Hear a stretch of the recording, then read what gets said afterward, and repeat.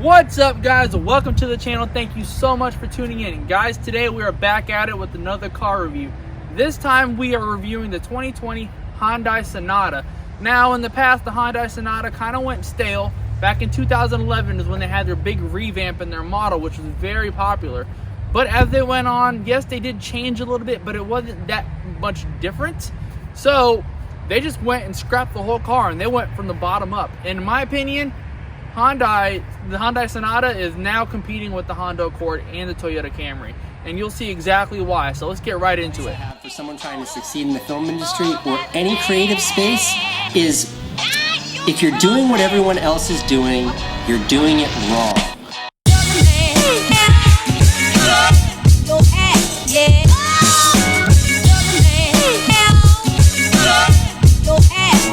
One of the best to ever do it.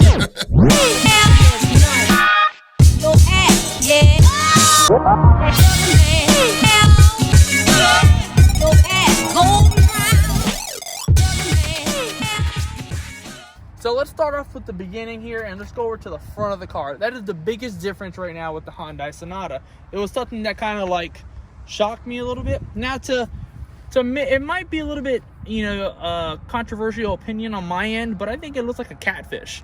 But that's just my thing. I mean, it does look nice though, so for me it's like a love-hate relationship. But what I do like is that it has this nice gloss black finish. Now this is standard on all of them, so I'm happy with that, because if it was chrome, I don't think it would look that nice. Black with a nice touch, because it complements this bottom grille here, that little skirt down there, and I really do like that. Now let's come over to the headlights here. Now these headlights, you have a LED lighting going right here, and these are daytime running lights. So basically when you turn it on, this is all a light, believe it or not. It looks like it's chrome, but it's actually all lights. It fades very nicely going down, and right here it cuts off, and it continues on with that trim going all the way down the back of the car. So now we're going to go down the side of the car, which is actually absolutely beautiful. I'm not sure if you guys can see this on this, on this camera here, but you have these nice indents going across the door panel, making it very edgy looking, very sporty, and I really do like it. Almost like an Audi, pretty much. You're having these nice, clean, crisp lines defining the shape of the car, which is excellent in my opinion. And if I come right back down here, you have this nice white paint, but you have a nice black skirt going down. Very tasteful and very sporty. So now my favorite part of the car, believe it or not, and that's the rear end. I absolutely love these tail lights here.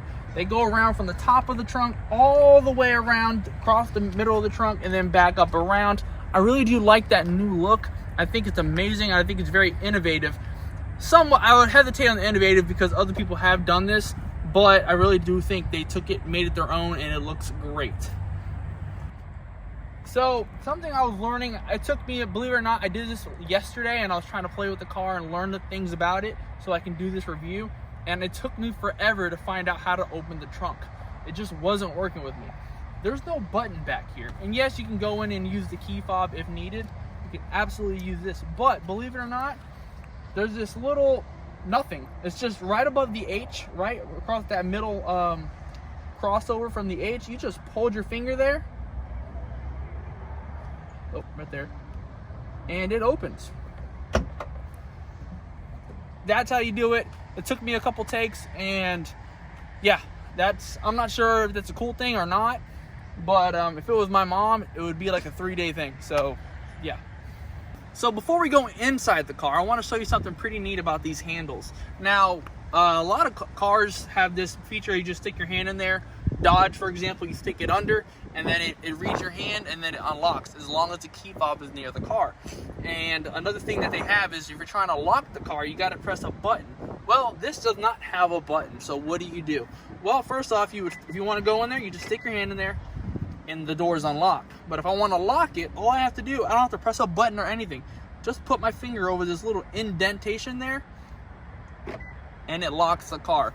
Pretty neat, pretty sleek, very Tesla-like, if you will, because Tesla's door handles hide, and I think it's pretty cool because you don't have any buttons on here. So now I'm inside the car here, and the dash is totally revamped from the previous year. I was checking out the older models and trying to understand how it works. But this new model is very techy. They really just wiped the whole board. It's just a brand new chalkboard pretty much, and they just went bananas here, okay? So, and the other one had a lot of buttons, in the older model had a lot of buttons, and it was very old-fashioned in my opinion. The infotainment center pretty much was built into the dash, while this one had that nice pop-up feel, very similar to a BMW, which I think is very nice. Now, if we go over here to the actual center console, we have our shifter. In the old models, it was a traditional shifter that would, you know, like every car has. Hyundai, with pretty much all their cars, have shifted to the button. You know, that could be your own opinion how you feel. I think this could be very hairy if you're trying to quickly back up and move around. Now you're tapping stuff, and again, I can picture my mom pressing the wrong buttons and then having a problem in the middle of traffic. But if you're good at it, I think you'll be pretty good. You guys are smart, and nothing against my mom.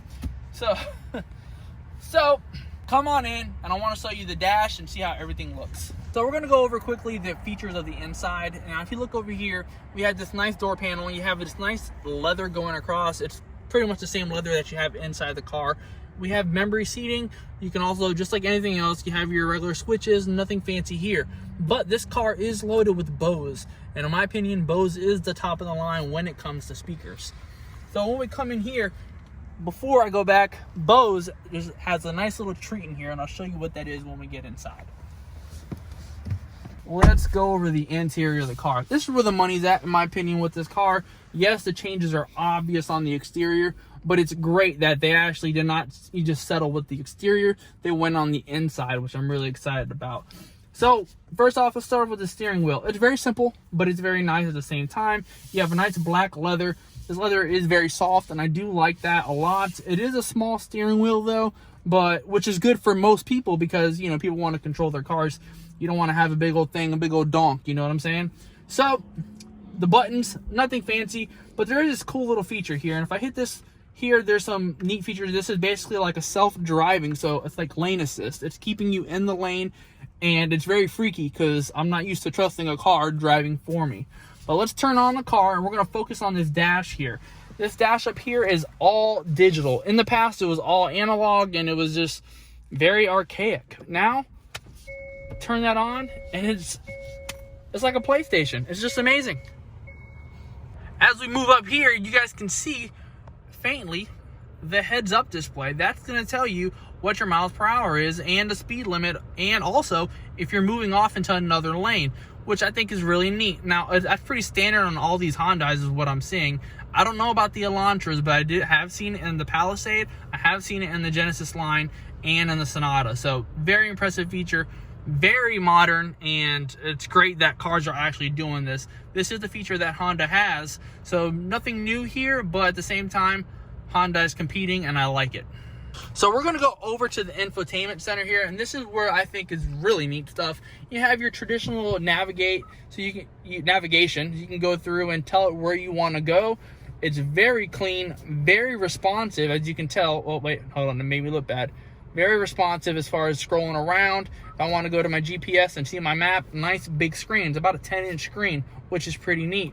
Now, if I go over here, this is where it gets really cool, where I mentioned that Bose feature.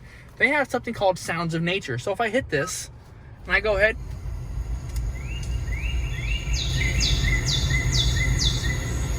you get to hear some ambient noise going across your whole car.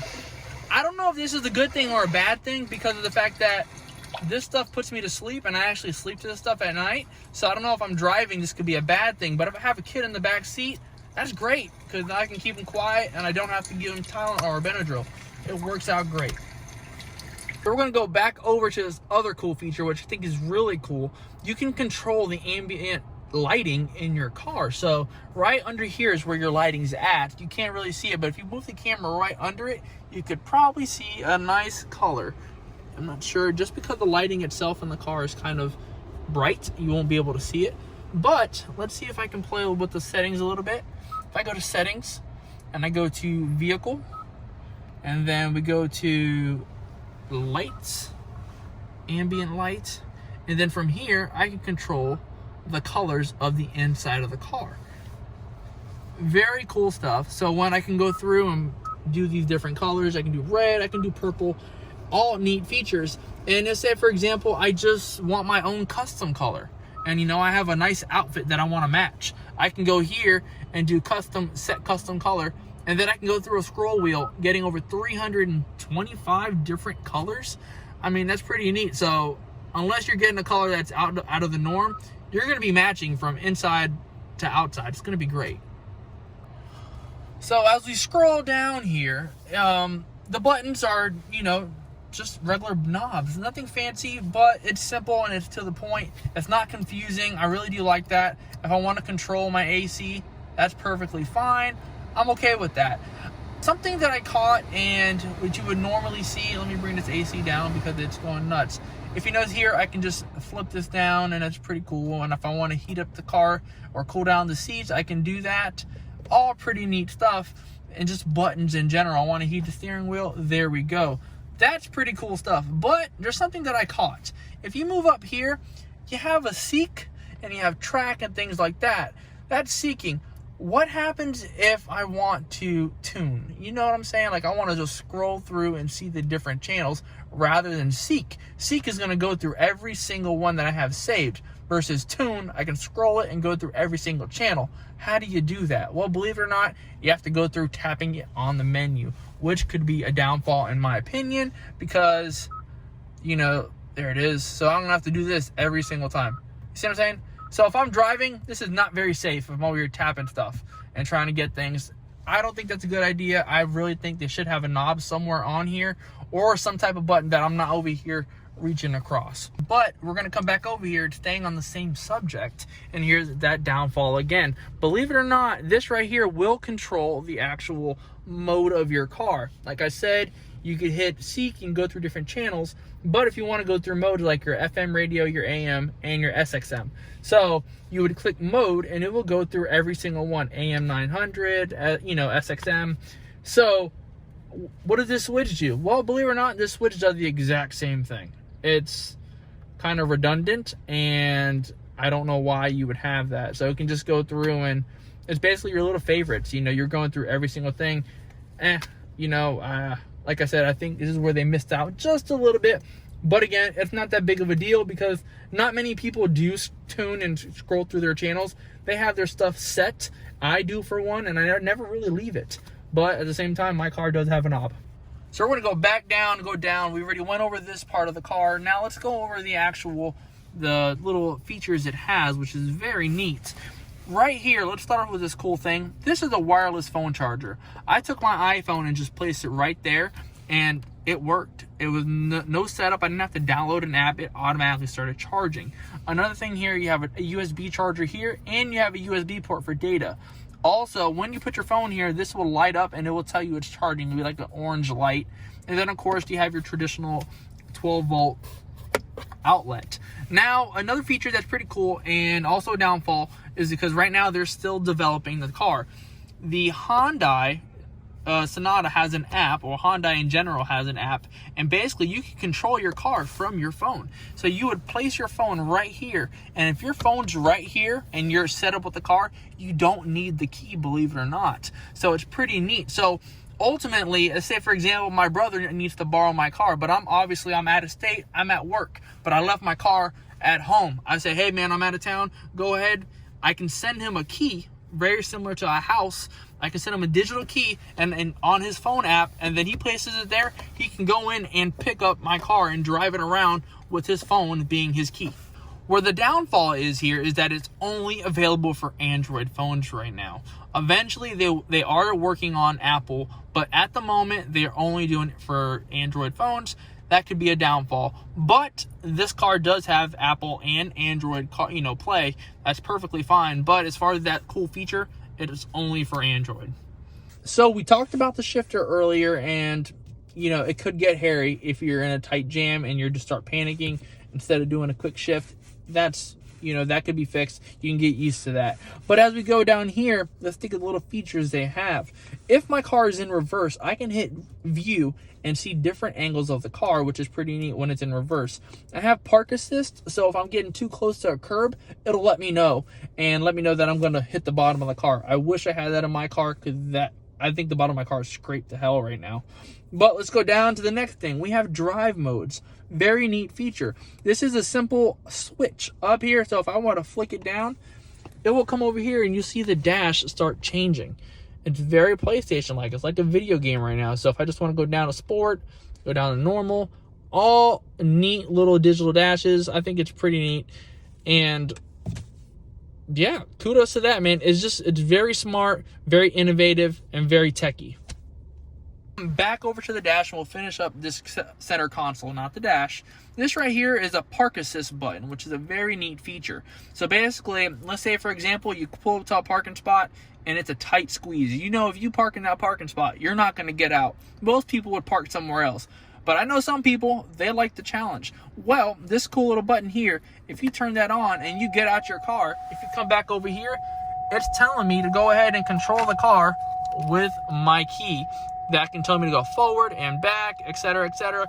So I can get out of the car and just have the car park itself. And I'll trust my car. And I can control it. And as I let go of the key, the car will stop.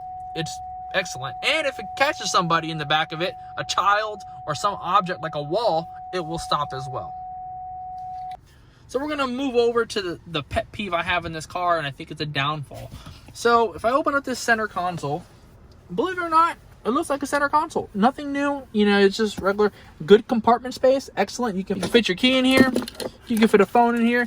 You could probably fit a mini tablet in here if you wanted to. You probably won't fit these new iPads, but you will fit a nice mini tablet for your kid. But where's the charger? How are you going to charge your tablet or your phone in there? There's nothing in there. A lot of cars nowadays have USB ports already in here, which is very nice. I think that's kind of a knock. It looks very plain. Where you have all this technology and all this innovation, it stops right here. I think they just forgot about this in the design room. Maybe, I don't know. But I wish they would fix that. But that's okay. There's a charger in the back, and we'll get there next. Now we're in the back of the car, and as you can see, I'm sitting in the middle of the car. It's kind of wide, so I'm going to move over to this side, and let's see exactly how ideal it is for somebody like me. I'm 6 feet. This seat is moved up pretty close, but I'm going to come over to this seat, and this right here, I didn't change a thing. I was in the driver's seat, and that would be my setting at 6 feet. So I'm a 6-foot guy in the back of the car, and I have plenty of room in the back. I think it's an excellent car to drive around in. And believe it or not, I think the back seat is just as comfortable as the front seat. Usually you would think the driver's seat is the most comfortable part of the car because that's the person driving the car. Somebody's always in it. But believe it or not, this back seat's very nice. A little knock I would have on it is I can't control the temperatures of the back seat. I kind of wish it did. I believe the Honda Accord does have heated back seats, while this one doesn't. So they kind of short-change themselves on certain areas, but I mean, this is great. It gets the job done. Come on side, I want to show you the interior, and we'll go over some more. So we come down here, and we have a regular center console. Like I mentioned before, where it lacked here, there is a USB port down here, which is pretty nice for any child in the back. Downfall, in my opinion, for where the Palisade was pretty neat, it actually had chargers inside the seat, you know, on the inside of the seat, which is great for kids who have their own tablets. This one only has one, so your kids are probably going to be fighting. You're going to have to get some type of adapter to get dual chargers. Now, you got your regular AC vents, which are very nice. And it's just simple, to the point, and that's it. But let's go over something that I'm noticing, and probably you guys didn't notice. If you look over here, you have a little net here. All right? I think it's kind of biased, because what happens to the person behind the driver? There's nothing. What happened? I think somebody forgot quality control again. They just forgot these little things. You would want something back here. And it's not like this is leather where they're going to feel something in their back. It's hard plastic. I don't get that. So, a neat feature about this car that the Honda does not have, and that is this moonroof. Now with Honda, they have a sunroof, and that's pretty much it. But with this car, you have a nice moonroof. So if I want to just tap it here, you have this nice moonroof going all the way to the back of the car. If I were to press it again, it would open up, and then you can get some nice sunlight and get in that nice, beautiful Florida weather. This is a great feature. This is where I think that Hyundai really did pass Honda in some way is obviously paying attention to the details and the innovation as far as technology goes. Yes, they missed a couple things, but I think where they shortchanged themselves, they kind of went above and beyond in the other areas, so you really don't even think about those things. All right, so we're in the car. Seatbelt on, seatbelt first. Click it or ticket. We don't play in Florida. We're gonna go into drive, and what I'm gonna do is before we hit the road, I wanna show you some cool features with the parking. So let's go over a situation that would be realistic. When you come into a parking spot, you're in a tight area. Let's say a stadium where the parking spots are very tight and they're trying to fit everybody in. So you wanna get in there, but you don't, if you get in that parking spot, you're gonna have a hard time getting out. So what do? Well, you pull into your key here and you trust it. So basically, we're already in park. That button I showed you guys earlier, that pretty much is turning on the parking, automatic parking, I'll just go ahead and move it forward. Hold on to this little button here, and the car starts moving on its own. Very neat feature. Nobody's in that car, I promise. And it starts going up, and it's moving, and I feel comfortable with it. All right, I think I'm good. All right. There you go. And that's it. It's very simple, very innovative, and very convenient. So now back at another scenario. Now I can't get into my car. It's way too tight. I'm gonna just sit here and back that thing up. Cue Juvenile.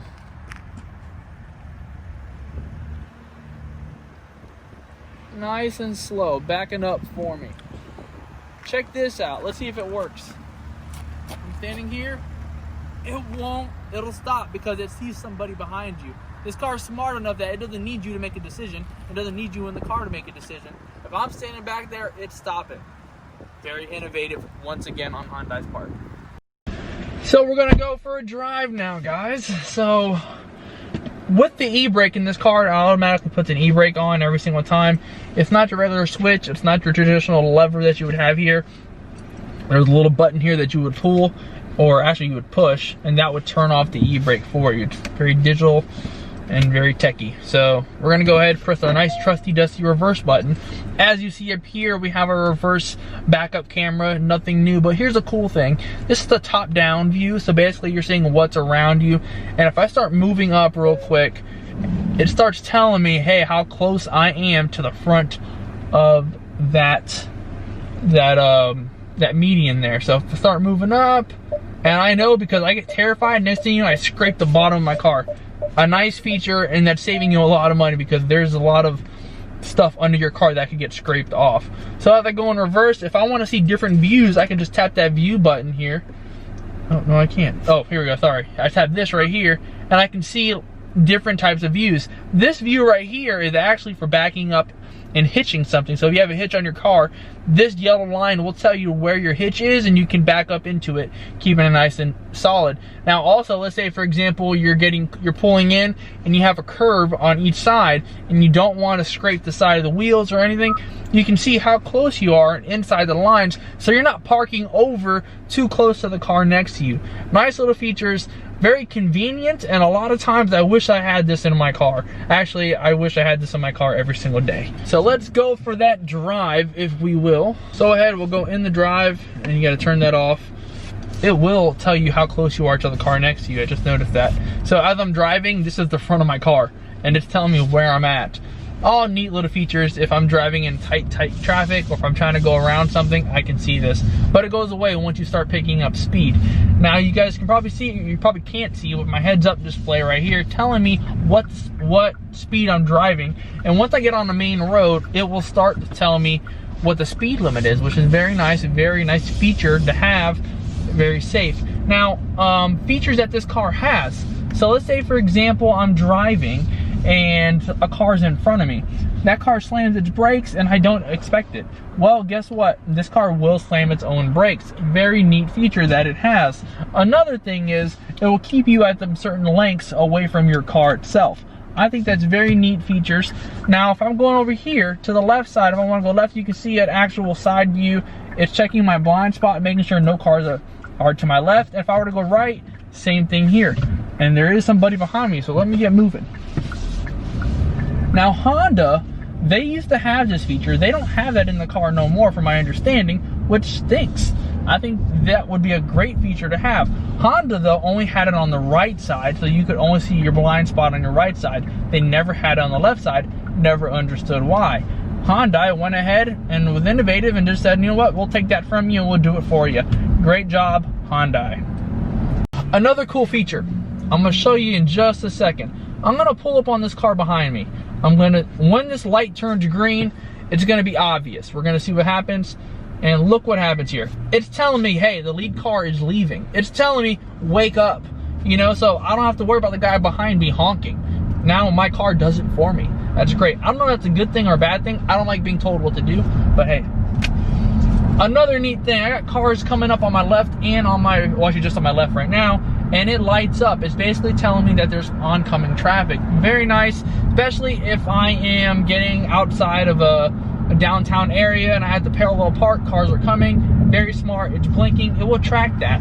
If I am gonna turn over to the left lane, it's telling me to the car on your left side, all up in the heads up display. And it lights up yellow and it lights up green. So you're seeing these features. Now what I'm gonna do is hold my foot on the gas, and as if you notice, the steering wheel is actually turning. Again, these are features that I've seen in BMWs, even a Volvo. We test drove a Volvo from here all the way to Georgia, and we used that feature, and that's a $90,000 car.